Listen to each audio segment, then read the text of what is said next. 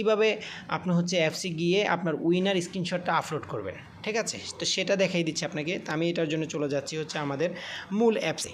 ওকে, এই যে আমাদের মূল অ্যাপসে চলে আসলাম। আসার পরে আপনি যখন উইন হবেন, এখানে কিন্তু আমার এই ফ্লি ম্যাচটা চলে যাবে রেজাল্টের ঘরে। ওকে, তো আপনি যখন উইন হবেন তখন এই যে এখানে একটা অপশন রয়েছে, দেখেছেন? এই যে এখানে একটা অপশন রয়েছে, এখানে এটাতে ক্লিক করে দেবেন। ক্লিক করার পরে অ্যালাউ করে দেবেন।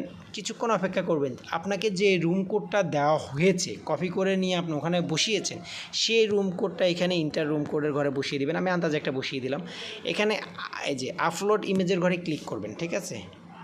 আচ্ছা, এই যে সরি, এখানে এই যে click here two upload image, এখানে ক্লিক করে দেবেন। ওকে ওকে, ক্লিক করার পরে একটু অপেক্ষা করবেন। এই যে দেখেন আমার এখানে এই স্ক্রিনশটটা চলে আসছে, আমি এখানে ক্লিক করলাম, অ্যাড করে দিলাম।